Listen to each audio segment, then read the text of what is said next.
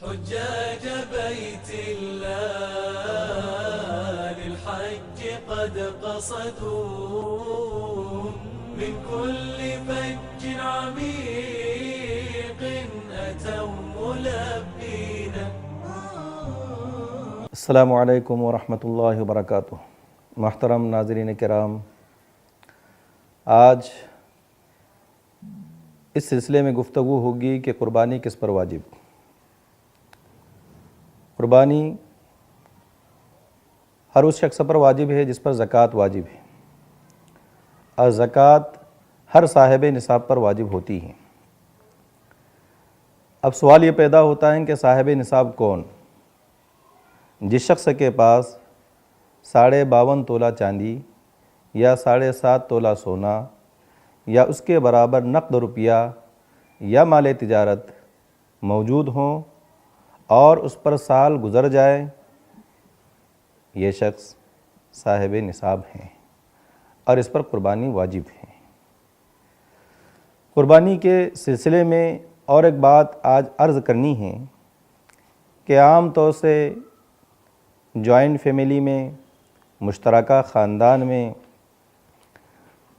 گھر میں کئی افراد صاحب استطاعت ہوتے ہیں اور ان پر زکوٰۃ واجب ہوتی ہیں۔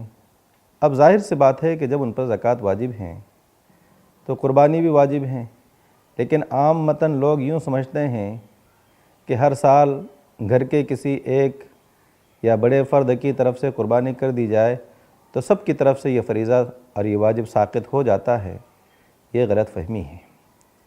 اصل یہ ہے کہ مشترکہ خاندان میں جتنے افراد رہتے ہیں، اگر ہر فرد صاحب نصاب ہیں تو جس طرح سے اس پر زکوٰۃ واجب ہے، اسی طرح سے اس پر قربانی بھی واجب ہے۔ اب آسانی کے لیے کیا جا سکتا ہے کہ کسی بڑے جانور کے اندر 7 حصے ہر فرد کی طرف سے ایک حصہ قربانی کیا جائے، یا پھر ہر فرد اپنے لیے ایک بکرے کا اہتمام اور التزام کر لیں۔ اس طرح سے وہ اپنے واجب سے اور اپنے فرض سے سبکدوش ہو سکتا ہے۔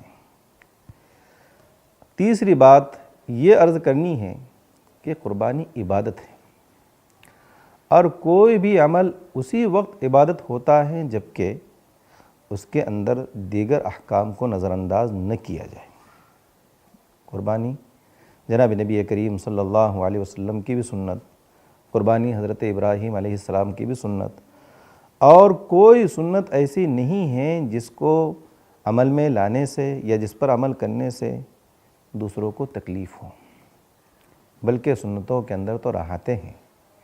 لیکن ہم مسلمان عام طور سے جب قربانی کرتے ہیں تو قربانی کے جانور کی جو علائش ہوتی ہیں وہ اسی جگہ پر چھوڑ دیتے ہیں جس جگہ پر قربانی کی گئی، جبکہ یہ بات جاننی چاہیے کہ جس طرح سے قربانی واجب ہیں اسی طرح سے یہ بھی واجب ہے کہ قربانی کے جانور کی جو علائش ہیں اس کو آپ ٹھکانے لگائیں، اس کو آپ دفن کر دیں۔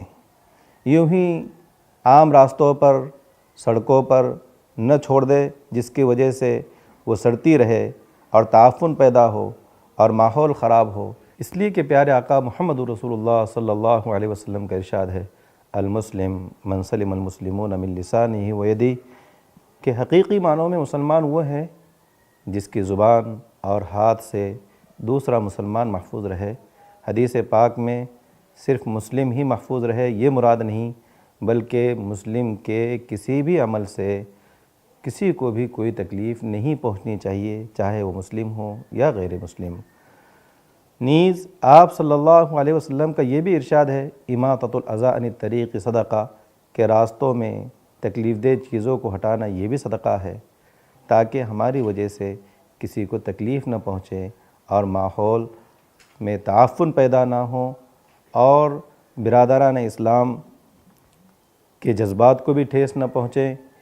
ہم جو تو اس بات کا اہتمام کریں کہ گوشت کے لے جانے میں، لانے میں اس کے پردے کا اہتمام کریں اور پورے احتیاط کے ساتھ اس قربانی کے عمل کو انجام دے، اس لیے کہ احتیاط بھی اسلامی تعلیمات ہی کا حصہ ہے۔ احتیاط یہ عقل مندی ہے، احتیاط یہ دانش مندی ہیں، اور غیر محتاط طبیعتیں یہ پسند نہیں کی جاتی، لہٰذا ہمیں اس کا خیال رکھنا چاہیے۔ اللہ پاک مجھے بھی آپ کو بھی قربانی کو عبادت سمجھ کر اور اس کے علاوہ اس کے ساتھ دوسرے احکام پر عمل کرنے کی توفیق عطا فرمائے۔ وآخر دعوانا ان الحمد للہ رب العالمین۔